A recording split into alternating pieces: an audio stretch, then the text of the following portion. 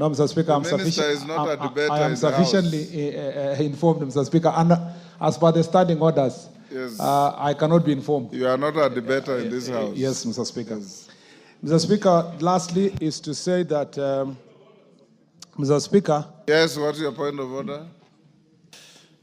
Is the minister in order to say policemen don't arrest politicians, while in last parliament, it is clear and is on record crying that he was being harassed by the regime then at that time, and that his people then were being harassed and arrested by policemen. Is he in order, Honorable Speaker? Yes. Mr. Speaker, the Cabinet Secretary is not here as a former senator. He is here in his capacity as the Cabinet Secretary.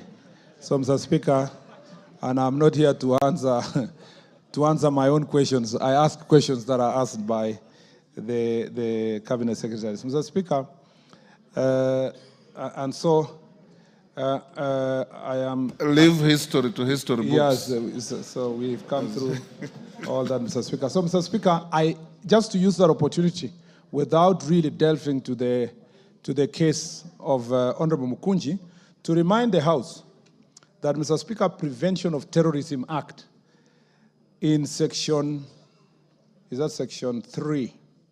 Sorry, I had to Google because I was not prepared for it. Section 2, Mr. Speaker, on the part of definitions, define a terrorism act, Mr. Speaker, to be one, it says, means an act or a threat of action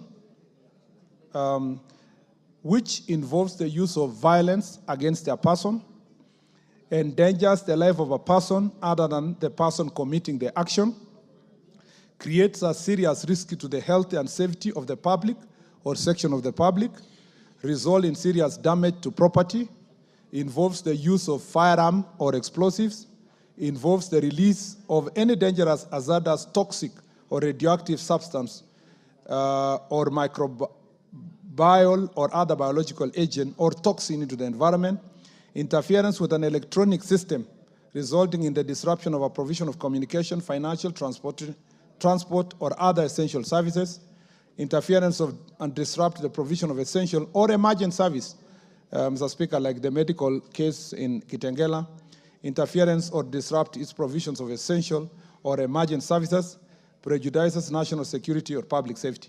So, Mr. Speaker, it's in black and white.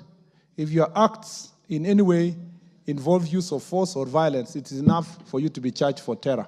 And, Mr. Speaker, you don't have to be Osama bin Laden to be a terrorist.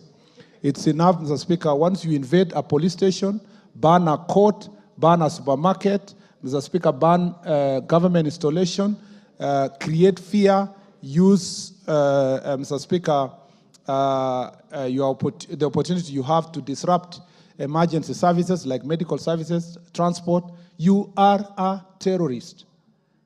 And so, Mr. Speaker, what's on remaining is to go through court process to find out whether Honorable Mukunji is culpable.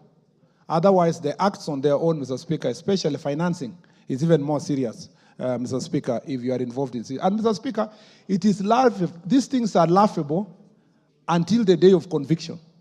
You know, it's still jokes until, Mr. Speaker, when you are convicted of terror, then you realize the consequences that brings to you as a person and, Mr. Speaker, your loved ones or any other person associated to you.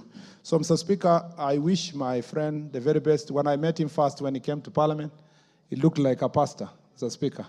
I was then surprised that he was suspected of such very serious and heinous acts. I thank you, Mr. Speaker. Mark Mwenje. Thank you, Honorable Speaker. I rise to ask question 9 of 2025.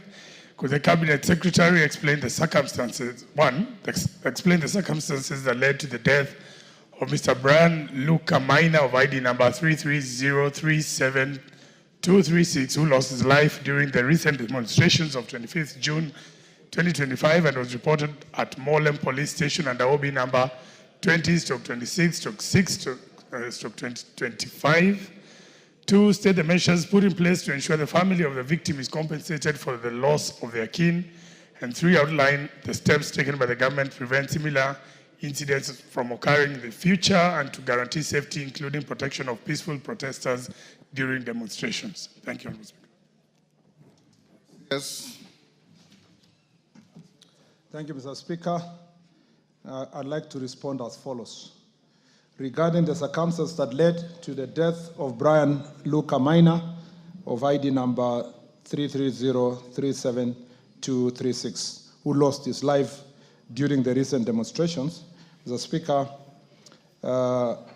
Lydia Waithera, also known as Lydia Njoki Nduta, a resident of the KCC area, reported at Molem Police Station via OB number 20/26/6/2025 that her husband, Brian Luca Minor, deceased, left their residence on 25th of June 2025 at around 9 a.m.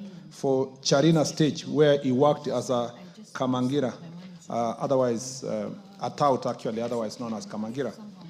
The deceased returned home at about 10 a.m. and handed her Kenya shillings 400, besides informing her that he was proceeding to the Central Business District to participate in demonstrations.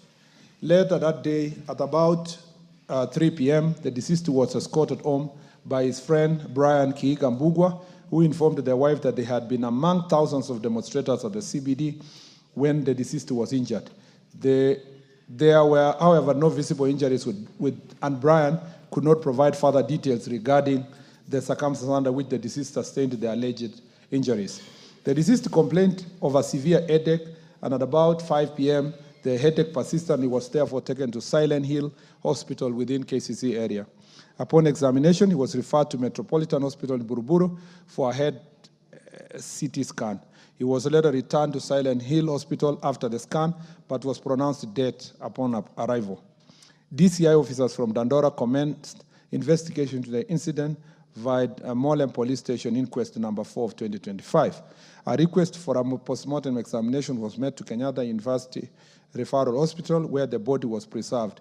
The post-mortem was conducted on 27th of June 2025 by Dr. Ndekwa PM, who concluded that the cause of death was craniovertebral injuries due to severe blunt force trauma. Investigations are ongoing to unravel the circumstances of the injuries and possible suspects. Mr. Speaker, on measures put in place to ensure that the family of the victim is compensated for the loss of their kin, Mr. Speaker, the government has established, and that was the most recent, a formal mechanism to coordinate compensation for victims of demonstrations and riots held across the country. This presidential initiative will be coordinated by the Office of the President and will be supported by the Ministry of Interior, National Administration, and the Office of the Attorney General. Mr. Speaker, regarding the steps taken by the government to prevent similar incidents from occurring in the future and to guarantee safety, including protection of peaceful protesters during demonstrations. Mr. Speaker, let me first say, every time we come and read such stories, Mr. Speaker, it's not just a story. There are people behind it. There are families, wives, children, mothers, fathers, uncles, aunties, and so many other relatives and community. Mr. Speaker, it's very painful and very sometimes demoralizing to keep reading such kind of unfortunate deaths. And so, Mr. Speaker, it's important